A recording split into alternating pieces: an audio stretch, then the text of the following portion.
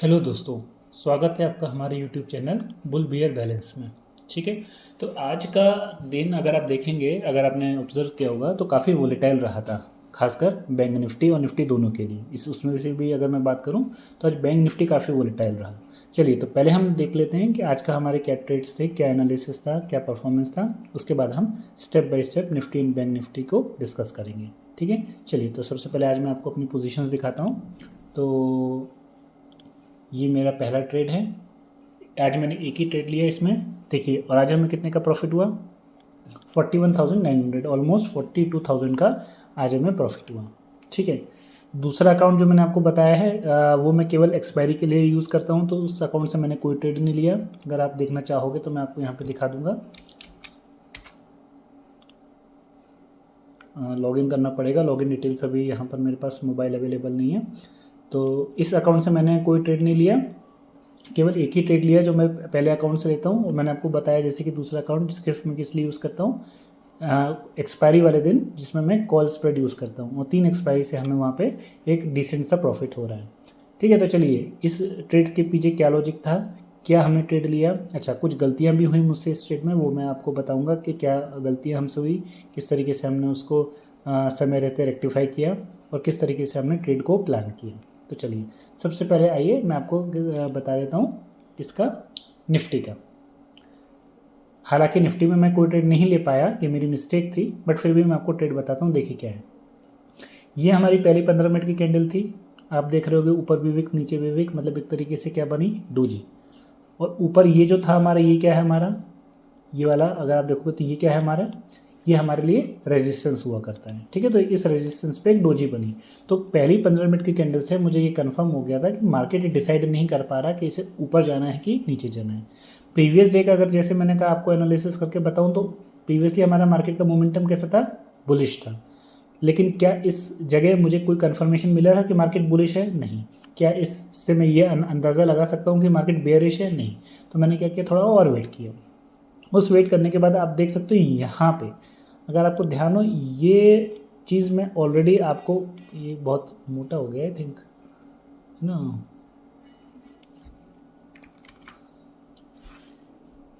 Next ये देखिए, अब यहाँ पर क्या हुआ, ये एक ग्रीन कैंडल बनी और उसके बाद जस्ट 180 डिग्री का फ्लिप। अगर आपको याद हो, ये चीज़ हम बहुत बार अपने प्रीवियस वीडियो में डिस्कस कर चुके हैं।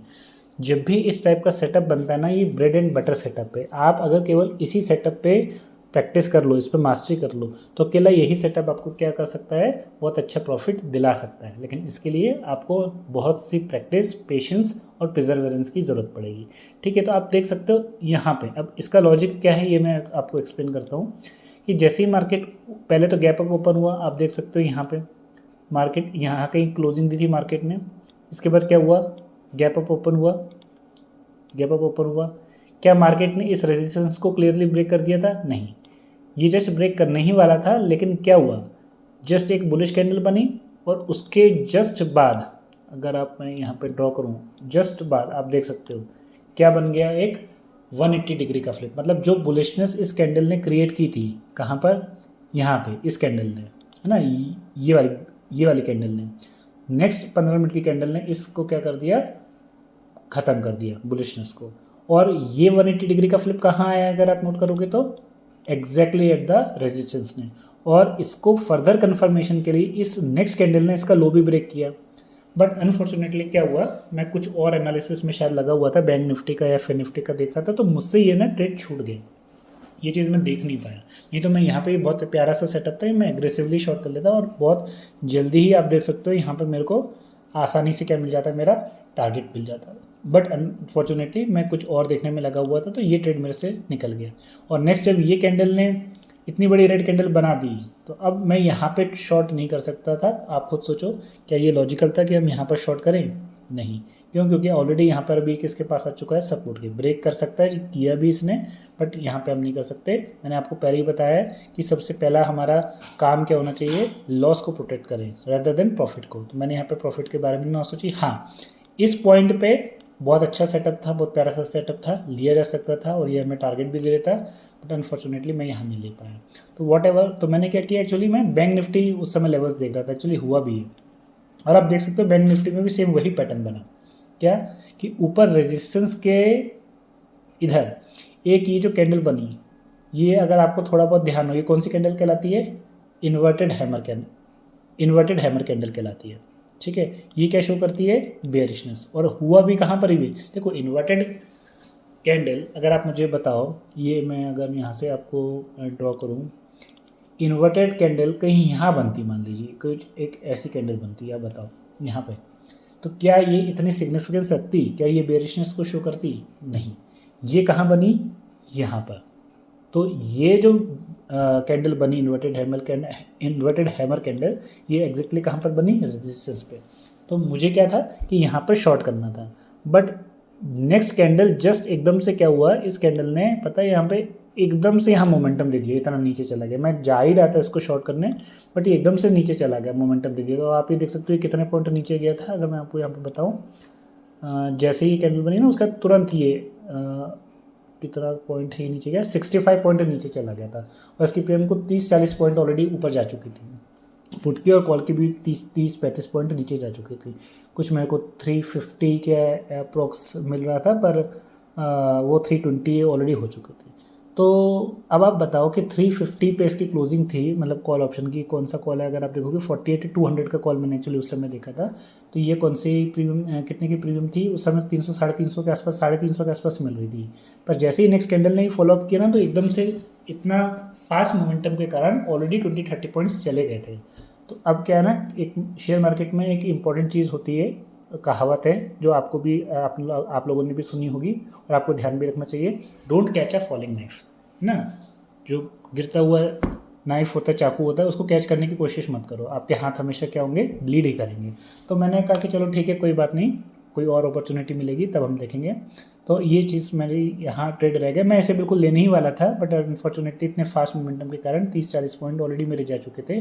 तो मुझे लगा अब कोई पॉइंट नहीं है यहाँ पे शो करने का, क्योंकि मेरा एसएल फिर क्या होता, बढ़ जाता। जो नॉर्मली मेरा 60-70 पॉइंट का एसएल है, वो मेरा 110 के आसपास लगाना पड़ता, और जो मेरे रिस्क टू रिवॉर्ड रेशियो पे फिट नहीं बैठता। तो मैंने कहा चलो ठीक है, मार्केट में और अपॉर्चुनिटी आएंगी और हम देखेंगे। नेक्स्ट अपॉर्चुनिटी कहाँ मिली मुझे ट्रेडर्स? देखिए यहाँ पे, ये ऊपर से अगर आप देखोगे ना, तो ये बिल्कुल ये फॉल हुआ यहाँ तक, फिर एक क्या आया, एक पुल बैक, जो कि आप देख सकते हो एग्जैक्टली रेजिस्टेंस लेवल पे है, और एक कितना है? 1/3 का है। मतलब मैंने आपसे कहा है ना कि अगर एक फॉल आता है या एक सर्ज आता है और फिर एक पुल बैक आता है, ये सबसे प्यारा सेटअप होता है शॉर्ट करने के लिए या बाय करने के लिए। तो पहले एक फॉल आया, फिर 30% का पुल बैक आया, और फिर आप देख सकते हो कुछ मैजिक हुआ। दिख रहा है आपको कोई मैजिक? नहीं दिखा? ये देखिए ट्रेडर्स, ये एग्जैक्टली क्या बन गया? 180 डिग्री का फ्लिप। एक बुलिश कैंडल बनी पुल बैक पे, और रेजिस्टेंस के जस्ट बाद ही यहाँ पे हमें क्या मिल गई? एक 180 डिग्री की बियर कैंडल, जिसने इसके लो को भी क्या कर दिया? ब्रेक कर दिया। अब मैं इस कैंडल पे डबली श्योर हो गया कि जैसे ही इसने इसका लो ब्रेक किया ना, मैंने यहाँ पे तुरंत, अगर आप देखोगे कितने का ये, इसकी क्लोजिंग कितनी है? 48,086। तो 48,000 का कॉल शॉर्ट कर दिया। ये आप देख सकते हो, यहाँ पे मैंने 48,000 का कॉल शॉर्ट कर दिया। यहाँ पे मैंने इस बार मार्केट को मौका नहीं दिया कि एकदम से वो सडन मोमेंटम दे और फिर मेरा ट्रेड रह जाए। तो जैसे ही ये कैंडल क्लोज भी नहीं हुई थी ना, 12:30 की कैंडल है, मतलब 12:45 पे क्लोज हुई होगी, तो 12:43-44 के आसपास मैंने क्या किया? इसको शॉर्ट कर दिया एग्रेसिवली। अब क्योंकि मेरा निफ्टी का ऑलरेडी एक ट्रेड रह गया था, और इस अकाउंट से मैं 2 ट्रेड प्लान करता हूँ, तो मेरे पास सिर्फ एक ही ट्रेड लेने का मौका था, इसलिए मैंने लॉट साइज यहाँ पे क्या कर दिया? डबल कर दिया। तो मतलब 20,000 का या तो मेरा लॉस होता है, या तो 40,000 का प्रॉफिट होता है। अल्टीमेटली आप देख सकते हो यहाँ पर मुझे क्या हुआ, फिर ये थोड़ा सा यहाँ पर टाइम स्पेंड किया, और सीधे फॉल ने यहाँ पे हमें क्या कर दिया? टारगेट दे दिया। और देखिए, इसलिए हम कहते हैं ना कि हमारा प्रॉफिट प्रोटेक्ट करना, लॉसेस को कट करना कितना ज़रूरी होता है। अगर मैं यहाँ पे इस लॉस को कट नहीं करता और सोचता कि चलो ठीक है, 40,000 की जगह मैं 50,000 कमा लूँ, 60,000 कमा लूँ, तो ये मेरा पूरा का पूरा प्रॉफिट ले जाता है। और एकदम से ये जो वी शेप रिकवरी हुई ना मार्केट में, ये मेरा पूरा का पूरा प्रॉफिट ले जाती है। या तो कॉस्ट टू कॉस्ट निकल जाता है, या तो मेरा एसएल हिट हो जाता है। इसलिए डोंट बी ग्रीडी। मेरा रिस्क टू रिवॉर्ड फिक्स होता है। मैं 10,000 का एक लॉस प्लान करता हूँ, तो उसके अगेंस्ट मेरा टारगेट 20,000 का रहता है। मैंने आपको ऑलरेडी बताया, क्योंकि मेरा ट्रेड निफ्टी का रह गया था, इसलिए मैंने दोनों ट्रेड्स के लॉट्स, मतलब double size of the lot bank Nifty में ही ले लिया। 20,000 का था, क्योंकि एक दिन में मैं 20,000 का ही लॉस प्लान करता हूँ। तो उसके अगेंस्ट मेरे को था टारगेट 40,000 का, मुझे मिल गया। यहाँ पे कहीं मेरा टारगेट हिट हो गया था और मैं एग्जिट कर गया। और मुझे कोई रिग्रेट नहीं है और मुझे खुशी है कि मैं सही टाइम पे एग्जिट कर दिया, नहीं तो इस सीधा सीधा 5-10 मिनट और मतलब 15-20 मिनट और रुका होता, आधा घंटा और रुका होता, तो इस सीधे पूरा का पूरा मेरा प्रॉफिट चला जाता। तो आप खुद सोचो 40,000 का प्रॉफिट आके कॉस्ट टू कॉस्ट निकल जाना कोई समझदारी की बात नहीं थी, और इसलिए इम्पोर्टेंट है कि सही टाइम पे हम अपना क्या करें, टारगेट बुक कर लें, है ना। ये हो सकता था कि ये कैंडल यहीं पर क्या करती, फॉलोअप करती और नीचे कहीं सपोर्ट पे जाती, तो हो सकता है 40,000 का प्रॉफिट हमारा 80,000 का हो जाता, बट उसकी कोई लिमिट नहीं ना, 80,000 का हो जाता, 1 लाख का हो जाता। तो इंपॉर्टेंट क्या है कि हमारा रिस्क टू रिवॉर्ड जो मिनिमम इंटरडे पे मैं रखता हूँ 1:2 का, तो अगर मैं 20,000 का एसएल प्लान कर रहा हूँ तो मेरा 40,000 का हो, जैसे ही टारगेट हुआ मैंने पोजीशन क्या करी, एग्जिट कर दी। अब मार्केट जाए बाहर में, मेरे को कोई लेना देना नहीं, अब भी कुछ भी धूम मचाए, नीचे की तरफ जाए 80,000 का प्रॉफिट दिखा 1 लाख का, मुझे कोई लेना देना नहीं, मैंने अपना लैपटॉप, मैंने अपनी स्क्रीन क्या करी, बंद कर। ठीक है, तो that is called as the power of analysis, power of discipline and patience. मैं यहाँ पे अगर आप देखोगे निफ्टी के में मेरा एक ट्रेड यहाँ पे भी एक मिला था, मैं 180 डिग्री का फ्लिप रह गया था, तो मैं चाहता तो कूद जाता, लेकिन कूद जाता तो ठीक है, आज हमें प्रॉफिट मिल जाता नो डाउट, लेकिन बहुत टाइम क्या होता है सपोर्ट, जैसे यहाँ पे इसने सपोर्ट लेने की कोशिश की और अगर ये यहीं से बढ़ जाता तो अल्टीमेटली हमारा क्या हो जाता, लॉस हो जाता। तो इसलिए मैंने कहा था लॉस को कट कीजिए, प्रॉफिट संभालिए, प्रॉफिट बुक कीजिए, तो इस वजह से क्या होगा, आपके पास प्रॉफिट धीरे धीरे एक्यूमुलेट होगा और आपको एक कॉन्फिडेंस भी आएगा और धीरे धीरे आप क्या होगे, एक अच्छे सक्सेसफुल ट्रेडर बन पाओगे। ठीक है, तो ये था हमारा आज का एक ही ट्रेड था वाला, जो दूसरे अकाउंट से हमने कोई ट्रेड लिया ही नहीं क्योंकि वो सिर्फ हम एक्सपायरी के दिन प्लान करते हैं। ठीक है, तो ये जो सपोर्ट एंड रेजिस्टेंस थे ये मैंने मंडे को बनाए, मतलब संडे बनाए थे, तो आज हमारा ये वीक कंप्लीट हुआ।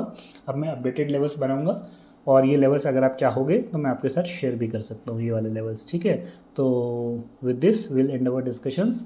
सो तो आज हमारा क्या था, डे 5 था, तो चलिए आज हम अपडेट कर देते हैं हमारा प्रॉफिट कितना हुआ था 41,960 का, यहाँ पर हम अपडेट कर देते हैं 5 जनवरी 2024। अकाउंट 1 में आज कितना हुआ 41,960 का प्रॉफिट हुआ।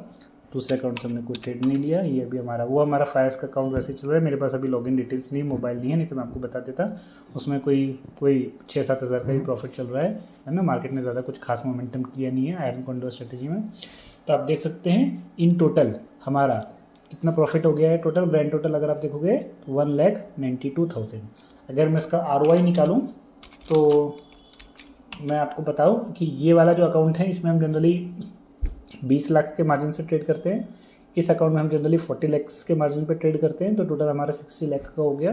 तो मैं अगर इसको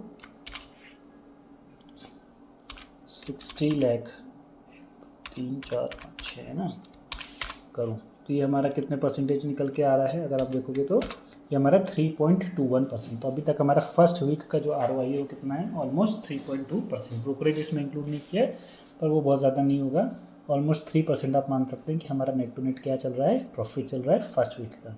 तो ऐसा नहीं है कि फर्स्ट वीक का हमारा प्रॉफिट अभी 4 वीक होते तो आप इंटू 4 कर दो, ऐसा नहीं हो सकता है नेक्स्ट वीक की, क्योंकि हमारा आप देख सकते हो केवल 2 ही दिन हमारे एसएल हिट हुए थे।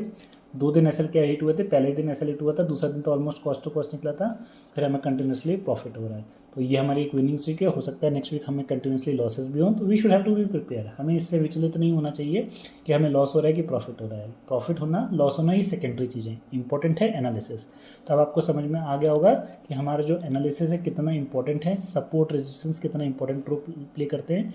और इस पूरे 5 दिन के ट्रेड्स में आप देखोगे मैंने किसी भी प्रकार का कोई इंडिकेटर्स, किसी भी प्रकार के लेवल्स, कोई भी तरीके का फैंसी चीज़ यूज़ नहीं करी, सिर्फ hardcore price action, support and resistance के बेसिस पे अपने ट्रेड्स लिए हैं। तो मैं भी आप लोगों को यही सजेस्ट करूंगा कि देखिए मार्केट में बहुत सारी चीज़ें हैं, उस पर आप अपना फोकस मत रखिए, जितना आप इधर उधर पे जाएंगे आपका फोकस डिस्टर्ब होगा। अपना फोकस सिर्फ और सिर्फ इस बात पे लगाइए कि सबसे पहले एक इमोशनल डिसिप्लिन लेके आइए अपने अंदर, है ना। जैसे आज था, अगर मैं इमोशनल डिसिप्लिन नहीं रखता और उससे ज़्यादा प्रॉफिट कमा लूँ तो ये भी मेरा पूरा का पूरा चल जाता। मैं सेटिस्फाइड था मेरे 1:2 के प्रॉफिट से, जैसे ही हो गया मैंने बंद कर दिया। बहुत बार होता है कि नीचे चला जाता है और फिर मुझे लगता है कि यार थोड़ा सा और वेट कर लेता तो इस 40,000 का 80,000 हो सकता था, और होता भी है कभी कभी, बट वो बहुत बार नहीं होता, 10 में से 2 या 3 बार होगा, 7 बार आपका क्या होगा, प्रॉफिट चला जाएगा। तो अल्टीमेटली आपके हाथ कुछ नहीं आएगा in the term of long runs, अगर आप एक इमोशनल डिसिप्लिन को फॉलो नहीं करते तो। ठीक है ट्रेडर्स, तो हम मिलते हैं मंडे को। अगर आपको हमारा एनालिसिस अच्छा लगा हो तो please do like and subscribe our channel. Thank you for supporting, thank you, will see you on Monday.